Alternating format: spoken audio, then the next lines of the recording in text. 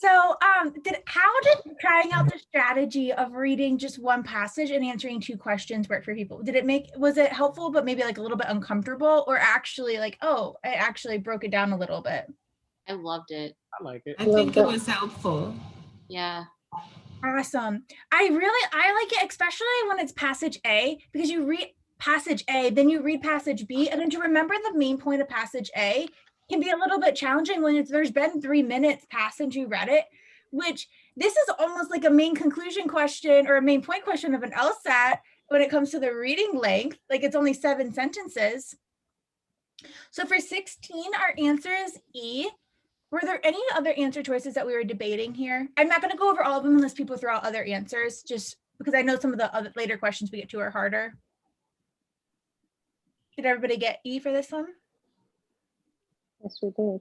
Okay, but do stop me if there's one in particular you want to go over. Okay. All right, so let's go to passage 18 then. And then this other one I think is great when you just read passage A, because it's like, well, which one was not mentioned? I thought this one pretty much stood out where for D, where then you realize when you get to passage B that it mentions it, and you can see how that could be tricky. Right. Mm-hmm.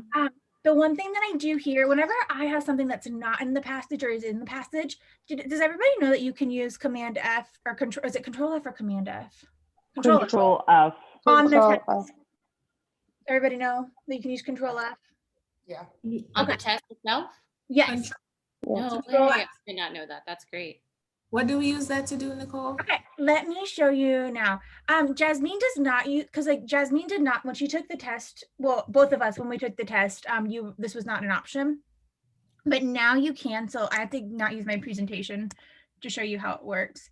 I'm actually going to teach a class just on how I use Control F, because I think it can be a huge lifesaver. So, oh, I don't know if this one will work. Control F, because they're kind of weird. Okay, so I have the whole document pulled up right now, so that's not the best. Okay, I'll just do this for a second. So on the test, you can use Control F where you pull up your search bar. So if I was going to do question number 18, like which of the following claims is not in the passage, just to like take an extra 10 seconds to check my answer, I would probably type in a million. Oh, I have it going twice, million. And I would scroll up and see that it's not in passage A, just to double check it. Okay. And because I see it's only in passage B. I would really use that on like if it was like a whole passage versus this one. But that's what I would do there. And then don't be afraid to use Control F. Like if you're checking your answers though about something, do not be like, I use Control F all the time now. I never knew like what was the big deal, like when it came out, like, oh my gosh, you can use Control. I'm like, so like how is that gonna help me? And then I figured it out. I was like do you think there's a word not in it? Yeah. Type it in real quick and then I'll go and I'll be in the first paragraph and I'm like, it's there. It's there. Okay. So so for question number 17, the term problematic has which of the following meanings in both passage A and passage B? So before I read my answer choices, I go back and so you don't have to use Control F. I think on the LSAT, it'll click it for you and highlight it for the question. So it's much more efficient than my PDF. But I have to find the word. It's in line 19. So here it's saying, while the lack of definition of the terms minority, people, and nation present difficulties to numerous minority groups. So the lack of having these terms is numerous. This lack is particularly problematic for the Roma gypsies. So then I make a loose prediction there of what I think the word problematic means there. So what do people make predictions as you're going through reading comp on your questions? Yeah. It takes a lot of extra work but it helps you, especially on these tone questions, because sometimes I get down between the two and it's not the word I would use. And then they convince me that it's one of the other ones. But whenever I make a prediction, I'm like, well, that's closest to the word of what my prediction was. So I'm going to go with it, even though it's not what I would necessarily say. So here, when it says it's especially problematic, I would say, what kind of word would you throw in here that would be synonymous? Kamani, do you have a different word?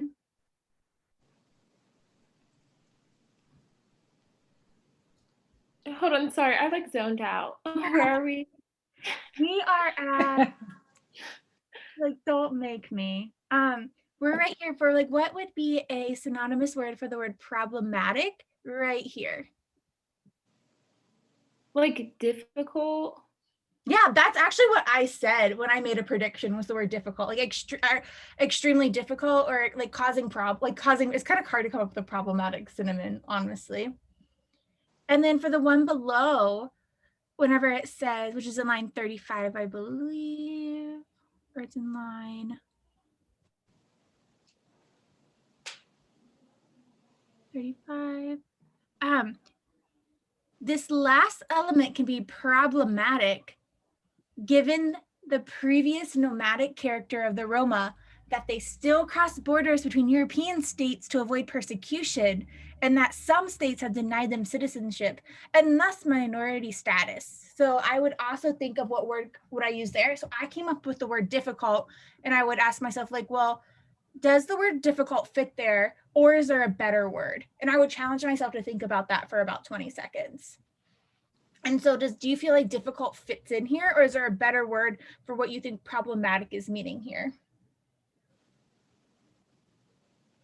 What do you think, Ray? I'm in agreement. I think difficult fits perfectly. Yeah, I agree. I would say like cause issues, which means problematic. So then when we go over here, were there any that this question was almost too easy. I felt like I didn't want to pick C because it was too easy. Did anybody else struggle with that mental debate, or was it just me? Yeah, I said that was too good. I'm like, it's too obvious. It has to be something more difficult. Yeah. Okay. Yeah, for this one I was debating between B and C, just because I think passage B appeals to the causing confusion and being unclear. Just given the fact that they talk about a previous issue as well, which could contradict.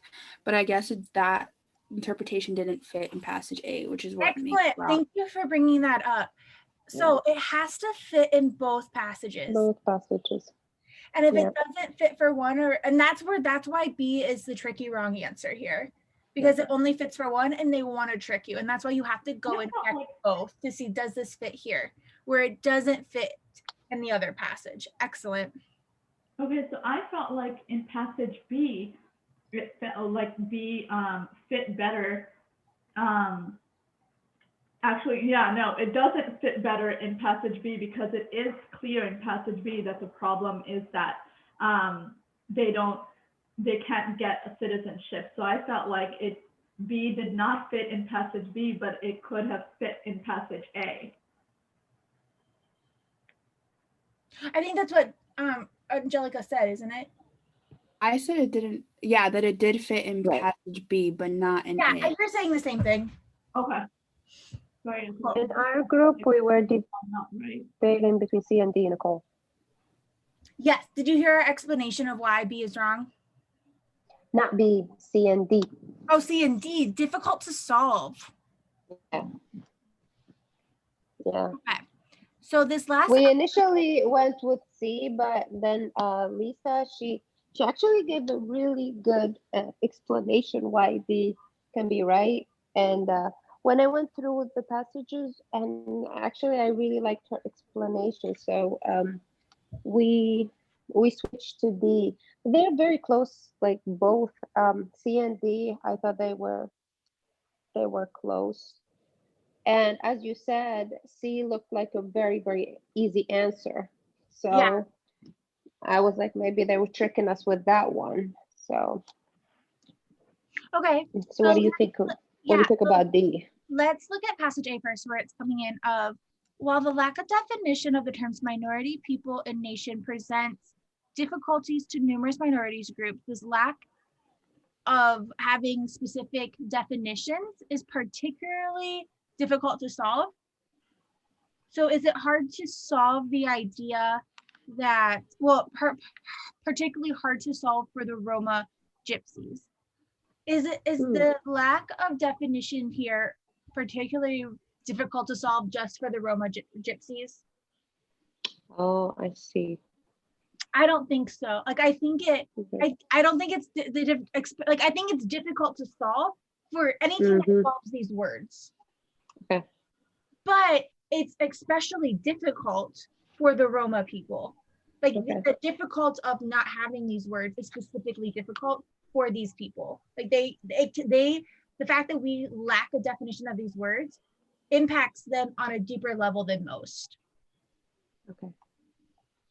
And let's look at passage B then. This last element. Let's start this last, I hate when like the sentence before is so long. I'm just gonna have to read it. I apologize. C's definition of minority includes 4 empirical criteria. So these 4 are groups being numerically smaller than the rest of the population of the state. They're being non-dominant. They're having distinctive ethnic, linguistic, or religious characteristics, and their desire to preserve their own culture. And then there's 1 legal criterion, and that's that they be citizens of the state in question.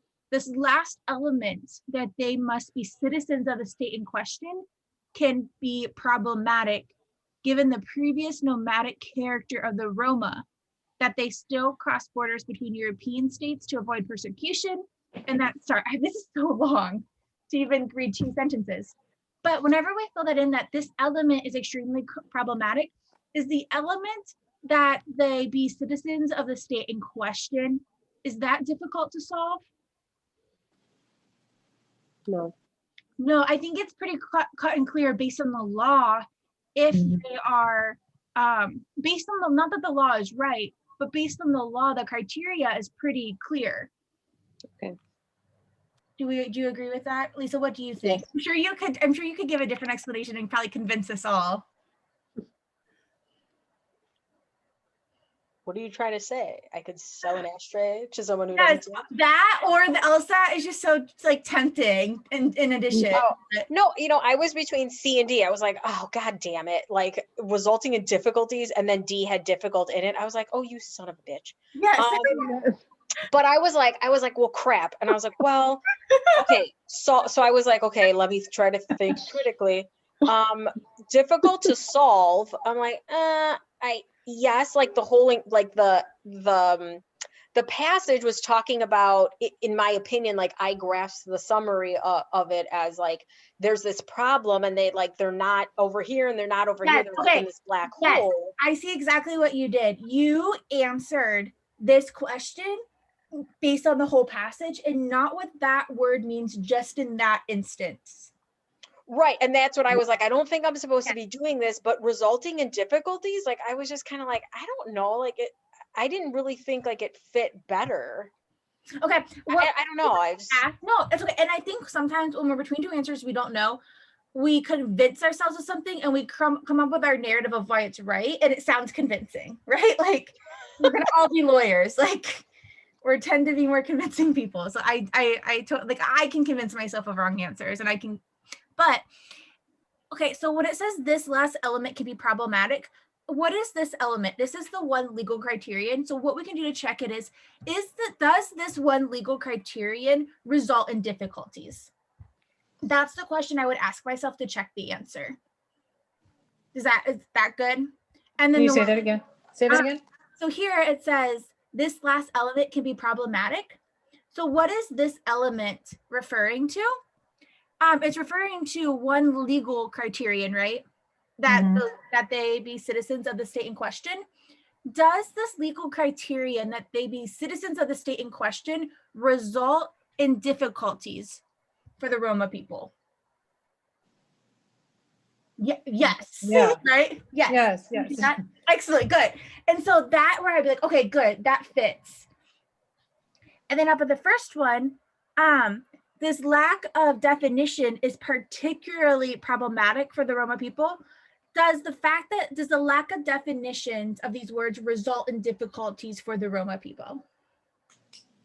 So I just turn it into a question Angelica, your face is puzzling. Can you ask the question again? Sorry. No, you're okay. No, I think you were pondering, but does the lack of the definition of these terms result in difficulties, in particular for the Roma people? Not like when it's their concern, but it's in concern of how they apply as a minority group or a majority group. Is that a difficulty? Yeah. Yeah. So the answer is like if you could, yeah. Well, But- it also says there it presents difficulties.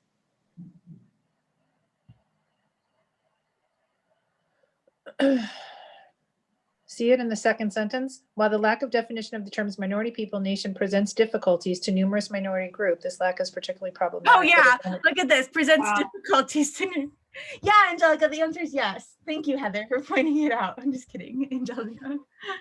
But do you see I have a question. Yes.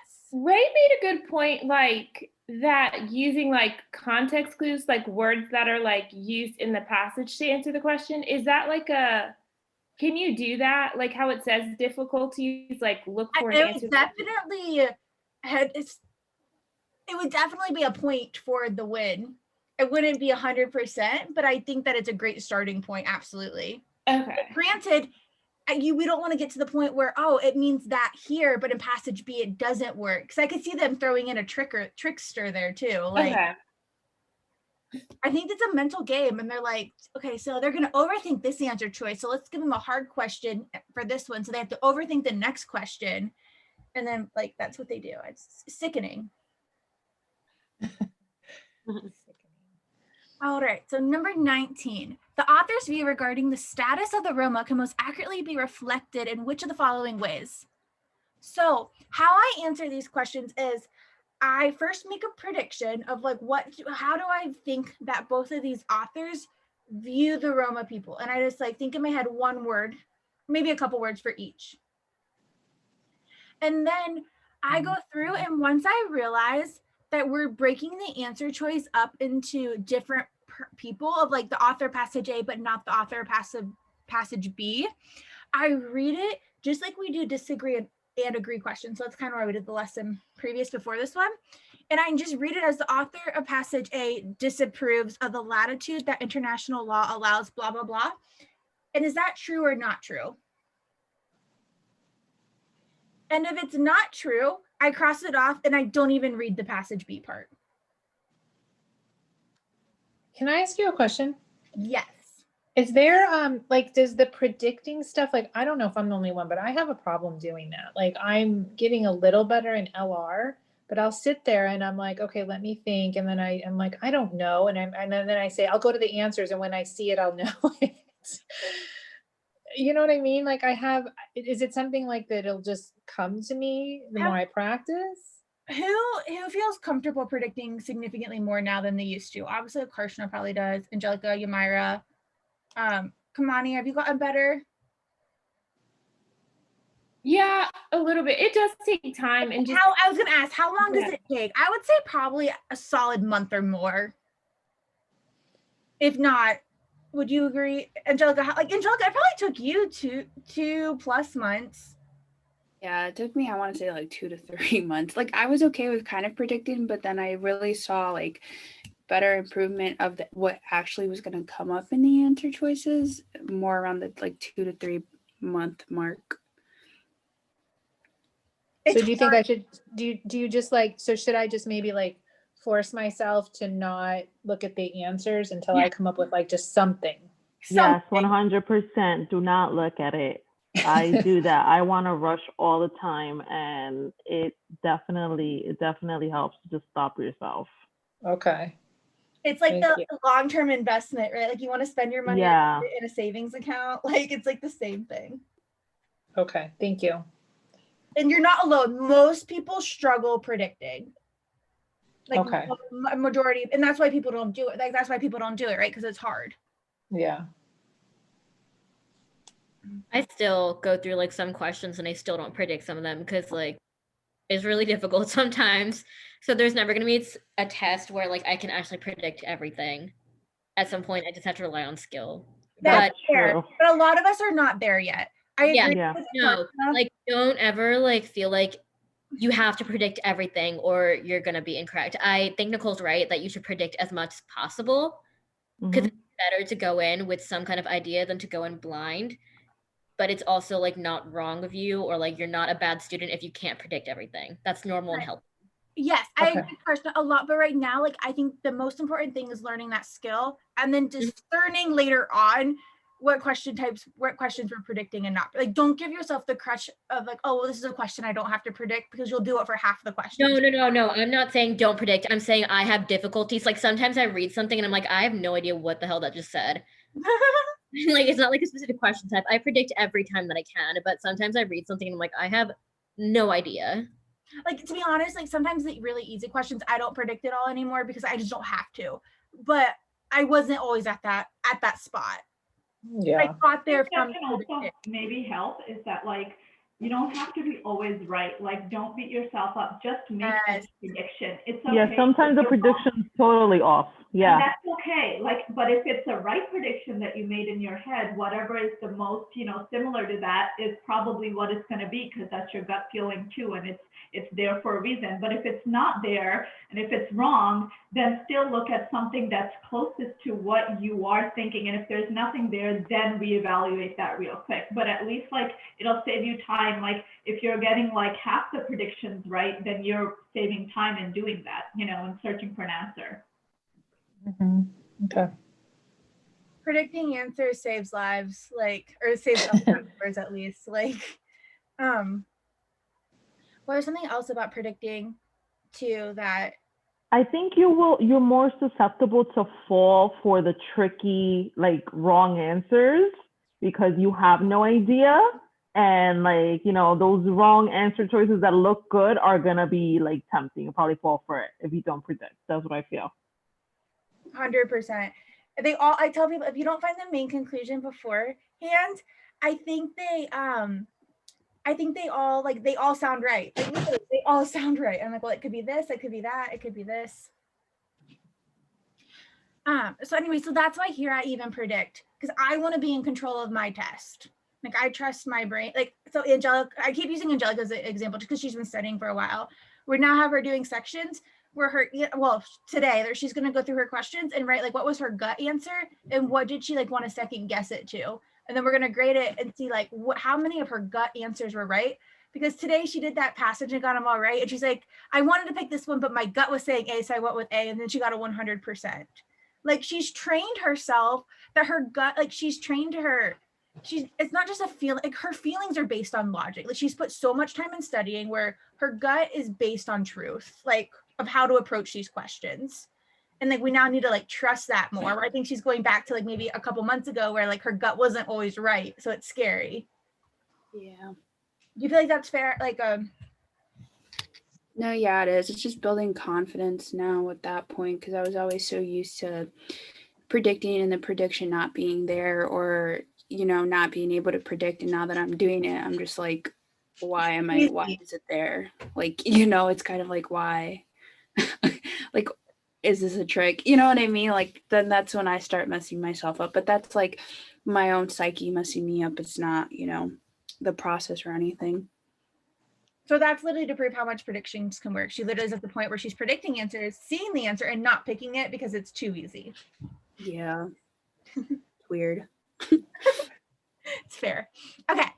So what I would do here then is I just read the author of passage A. So for number 19, the author of passage A disproves of the latitude that international law allows individual states in determining their relations to nomadic Roma populations.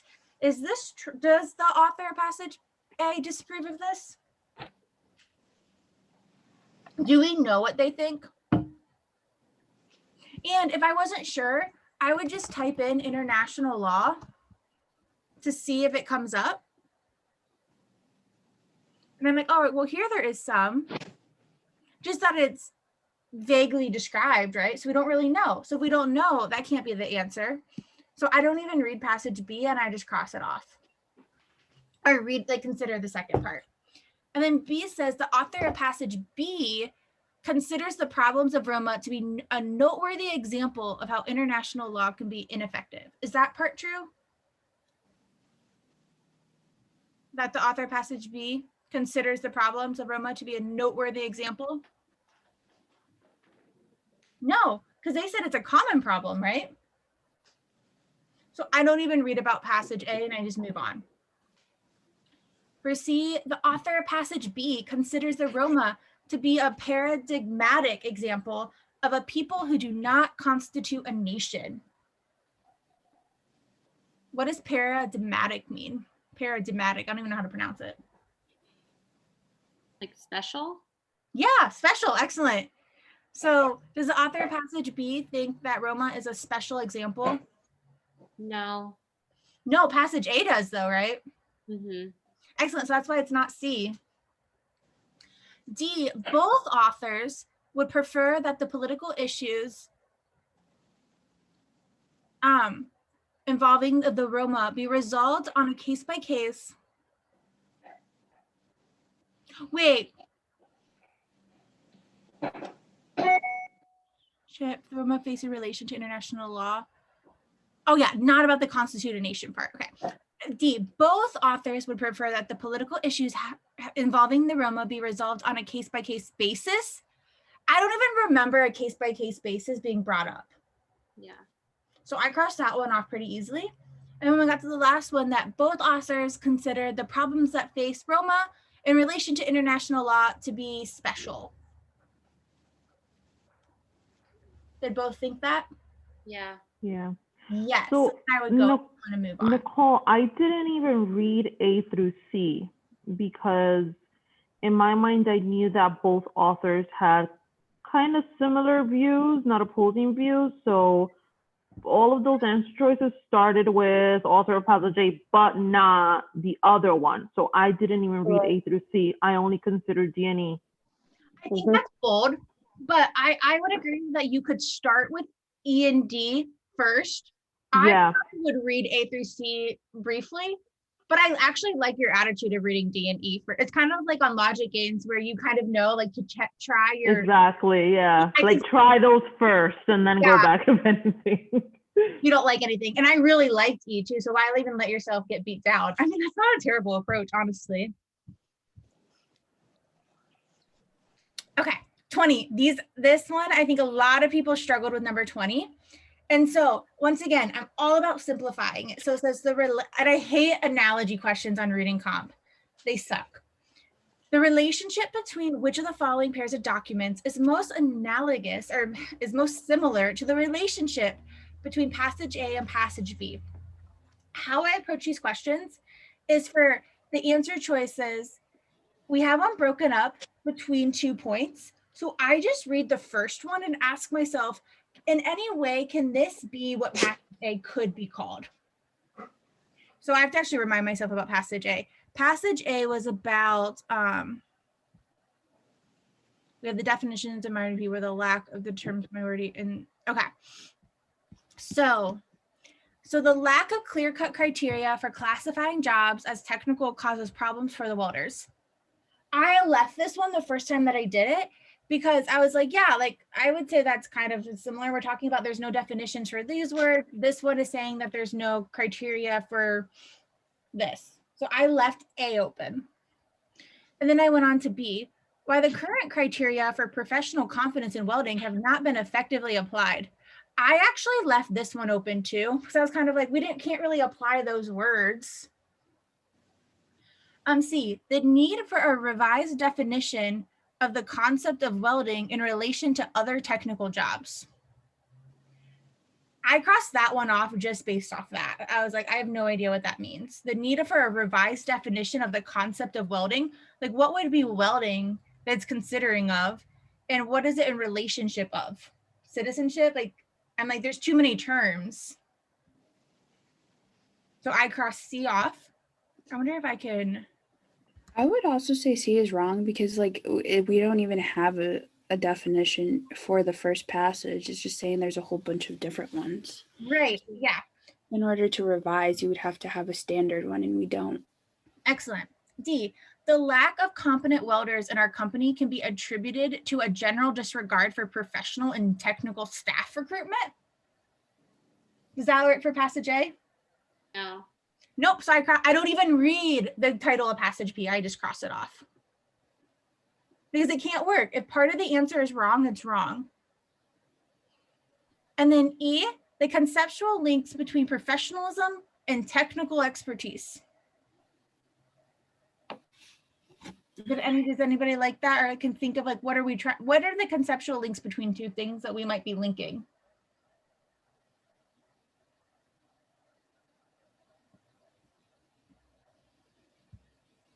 Oh, I crossed like a lot off on accident. Does anybody like E, the first part of E?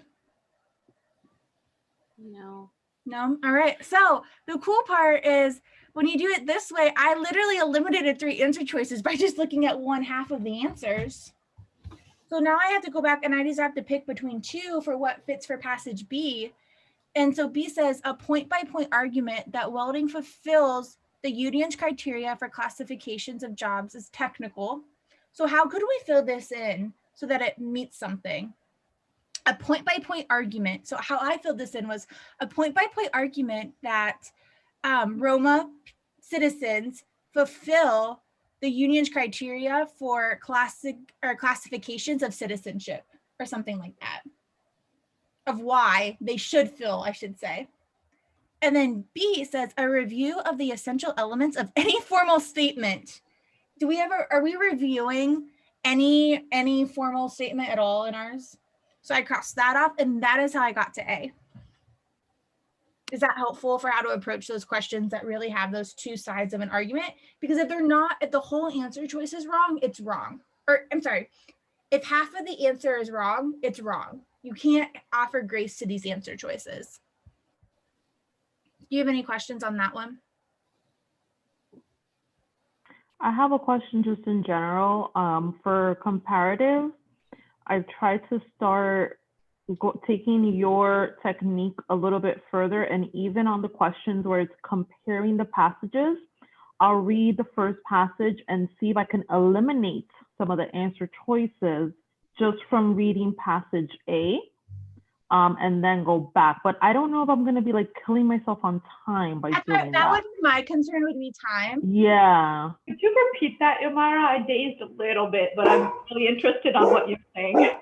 So Nicole is telling us to select the questions that are just referring to passage A, read passage A and go through it. But I take it a step further and go through the answer choices for the ones that are comparing the passages to see if I can eliminate any answer choices just based on what I read in passage A. I would be concerned about time, but then I think about it is I wonder how much quicker you would be of eliminating because you just read it. Right, that's what I'm saying. I could remember it because I just read it. Yeah, I'll try it and see what. Yeah, I just started kind of playing with that, but I haven't done it time, so I don't know. That question before, and you were like, "Well, it doesn't make sense that point A, passage A will be talking about something, and passage B wouldn't because they're similar in context." So kind of like what you did there. Yeah. Yes. Yeah. That. Like you would have just crossed off C through E, and you don't know about A and B, and then you would have to exactly, and I'll have to go back. I don't know. That's like sneaky. I'll try it though. Let's see what happens. I'm the gal try it. Tell you, Myra. The other thing is like if you're short on time, which I like doing the comparative passage because I think it's easy points. But some people, if you're at the point where you're at like 2.5 passages or you're at 3.5 passages, some people will do 3 passages and their half is they'll do the comparative and they'll read the questions and try to pull out 2 questions that way and guess on the rest too. That's a good point. Yeah, I like that. I like that. And like, but you have to like mess with it because like if you get really good at comparative passages, you might just want to do the comparative, and get all the points. So like, you always have to deal with that for strategy leading up to your test. Which one of the following is a principle that can be most reasonably applied or most reasonably considered to underlie the reasoning in both of the passages? So what does underlie mean? Question. like not clearly stated, I guess. To underlie? Yeah. The main reasoning is like the underlying reasoning. Yes, the meaning behind it. I think sometimes we get the word underlie and the word undermine confused because in an LR, we think undermine is weakening, right? So if we read this question as which of the following most reasonably undermines the reasoning, like that would be, or most reasonably weakens, that would be the complete opposite of what we're trying to do. So those are just one like I like to point out, underlie versus undermine. I could be the only person that struggles with that though. So we're looking for I fell for it. What? I fell for it. You're like, oh, a weakening question. I can do this. Yeah. So we're looking for something that underlies or supports the reasoning in both passages. So what answer choices are we debating here? For me, A and B, I was debating. Yeah, same. Okay, so let's look at A. A definition that is vaguely formulated cannot serve as the basis for the provisions contained in a document of international law. Why is A wrong? Document. Because I don't think international law was in both. I think it was mentioned in both, but I don't think that's why it's wrong. So if they're saying that this is the principle, this is what they want to happen. It's not something that happened in the passage. No, it is what happened in the passage. They're saying what happened in the passage or what. Sorry, it's a sorry, yeah, sorry. This is not what the authors think. This is the reasoning in the passage, the principles of the passage, right? What are like the general statements that are kind of like that is being background of both passages, basically? So, for example, does the second passage at all talk about that? Does it state that a vague definition cannot serve as the basis of provisions? I think that they have very specific definitions and they apply it, but they don't, the author doesn't like them. But we're not saying that they're too vague to apply. We're like, we want these to be more vague because you're clearly missing this whole group of people. So A applies to passage A, but it doesn't apply to passage B, basically. Great summary of that. And then B says, a minority group not being officially recognized as such by the government that has jurisdiction over it can be detrimental to the group's interest. I think that we could say, yes, that definitely supports both of the main points of our articles. And that's why B's our answer. I picked A because I felt like B was just too easy. And I'm like, it's not possible that they just gave it away, because that's literally what the entire passages are about. Right. Have you considered that things aren't too easy, but that you're just understanding them well enough? Like, have you considered that you're just good enough to get these answers? Because this is not an easy passage, FYI. These questions are hard. Most people, like these. I'm not even going to think that, because then it'll become that thing where you think that you're getting everything right and then you're not. It's not about getting everything right. It's about baby steps. You need to be confident, but not overconfident. Fine line. Well, it's not that it's even easy. You put in all the work before you got to this last question. Like, you took your time to read it. That makes sense. You predicted. You read it slow, you understood it, you read the questions, you predicted it, and then you read these answer choices and you know how to approach the questions. Like, it's likely that the right answer is going to stick out to you because you put in the work. But yeah, these don't make sense when we fly through the passages and we don't understand them because they all sound the same. I don't admit it, but I do teach RC. I'm just kidding. I do teach RC. Because RC is tough. Does anybody else feel that way? Yeah. But if we fake it till we make it, but honestly, like, do your drilling of your passages and like do one individual passage and fake it till you make it, and do your answers and review it and get more comfortable reading, and then try to do 2 passages in a row and grade it. And then just go back to 1. Like, honestly, like reviewing these, And the biggest thing is when in doubt on reading comp, and this is kind of like phase 2 of stuff, is when in doubt, go mild on your answer choices. Just like must be true questions.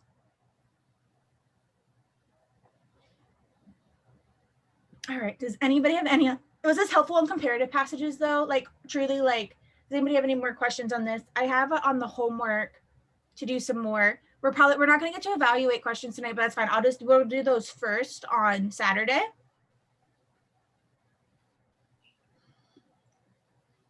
We have evaluate questions and paradox questions and parallel questions.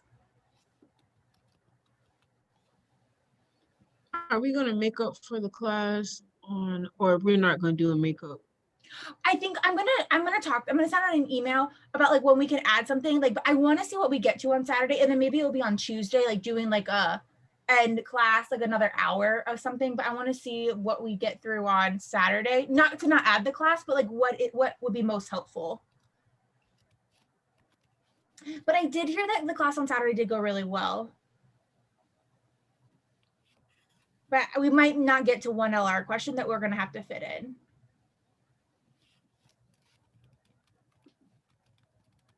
Does anybody have any other questions for me? When are we doing principal questions and parallel questions? Did I miss them? Parallel questions are next. And I don't like principal questions are either like most strongly supported or strengthen questions. So we've already had them in some of your drilling. Like the principal identify questions, is there a way that we can put them into the classes? Because the evaluate and principal identify questions are like extremely hard. And I hope we can cover those. Yeah, yes, but I feel like principal identify questions. Let me pull one up. Conform, you mean? Like which one of the following conforms to the principle above, or which one? Yeah. Okay.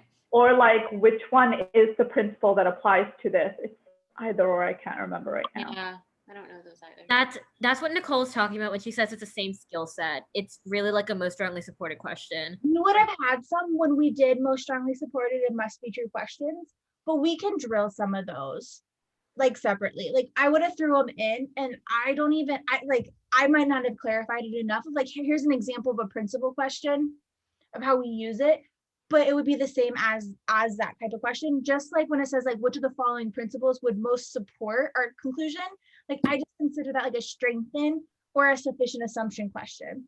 Not like a support one. I'm talking about like the ones that say, okay, which principle applies to the above, and right. Or like. Yeah, that's just a must be true or most strongly supported question. Okay.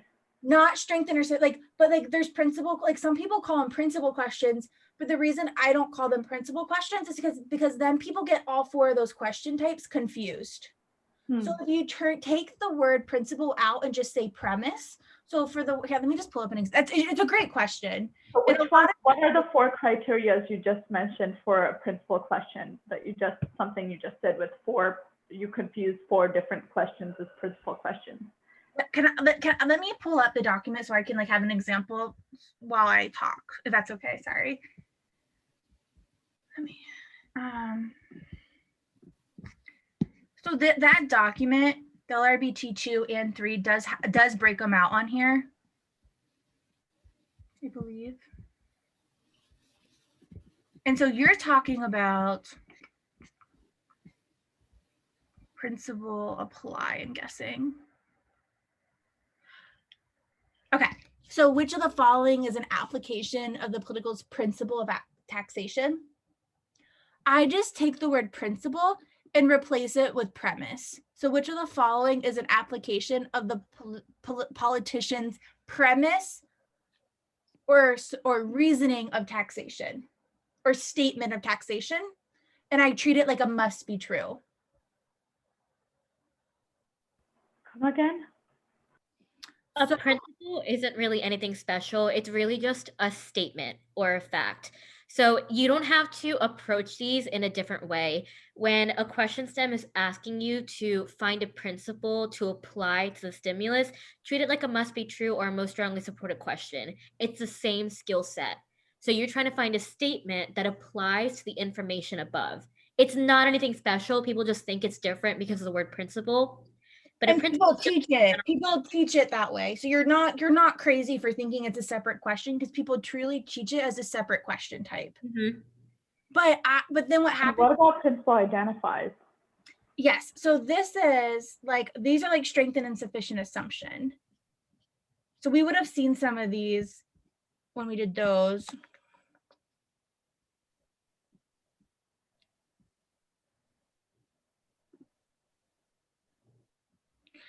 Which of the following principles, if established, would most help justify? So instead of most help justify, it's like most help to strengthen.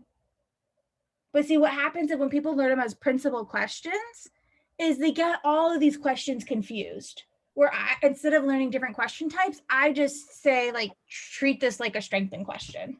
Okay, so principal identify questions are strengthen questions. Or sufficient assumption, yeah. Depending on if it says would most help to justify or would just, like if it said would justify, it would be sufficient assumption. This makes so much more sense. Okay. No, great question, seriously. Thank you. And don't be afraid to come down into the section and drill some of these, but just drill it in the mindset that there must be true or strengthen questions. Because if you're a little bit uncomfortable with them, you go ahead and expose yourself more to them for sure. But if people have not learned that way, just ignore it. Not ignore these questions, ignore the idea that there's a principal question type. Karshna, did you learn that there was a principal question type? I did. I learned about principal conform and principal strengthen, I think, but I liked your idea better because I did subscribe more to the idea that certain questions have certain skill sets. So it helped me more to think about them as like a strengthen or a must be true. So it just worked out for me that way. I liked having fewer question types to remember. And I think it helps with your critical thinking of what is this question asking me to do? Yeah.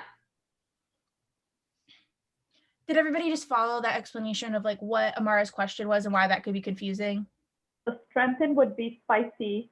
A principal identify would be spicy, and then principal applications would be mild answers. Basically. Yes, and that's where bottom up top, and that helps a lot. Okay. Yeah. Oh, 100. That's why people. I used to miss these before I knew this. I used to miss principal questions all the time because I literally couldn't understand what I was trying to do. I got it. Okay, I think this is going to help a lot. Thank you so much. Yeah, I think they just throw that word in there to confuse people. Amara, can you repeat what you just said? Yes, please. I need to hear it again. Okay. So do you guys remember how Nicole has taught us that strengthen questions we're supposed to be looking for the spicy answers, the strong answers, whereas when we're looking for must be true, main point, those kind of questions, we're looking for mild answers.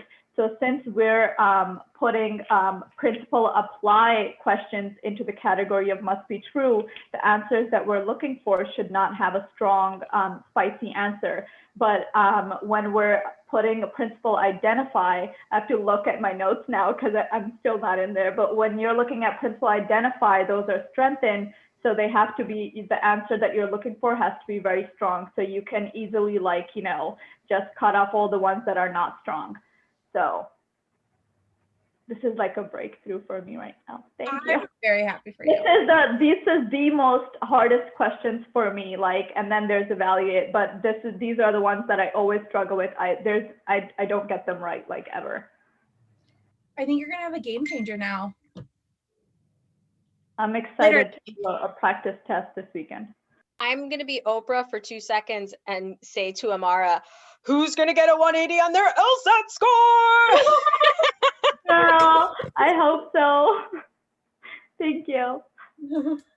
I love that. I have this recording, so I can edit just that portion of Lisa out.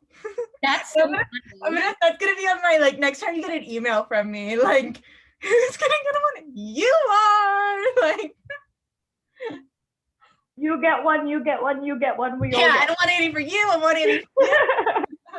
180 for everyone. just remember that principal stuff now. I think like this is gonna really help everyone to put them in those categories that Nicole said and then look for those answers. Yes. I'm glad you asked the question. I try not to draw attention to it because I think sometimes like if you teach it the first way, like, you know, you teach about principles and you try to go back, like I don't want people to even recognize it as a thing. But if you've already been exposed to it, I can see why it'd be very like so confusing.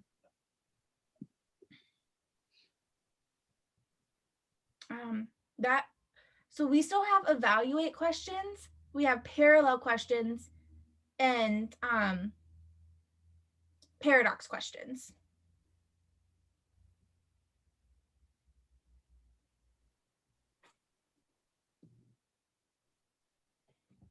Which the biggest, well, I can talk about more what to do in the future because I know it's getting late. Does anybody have, what other questions do we have? I'm going to stop recording this for now. More.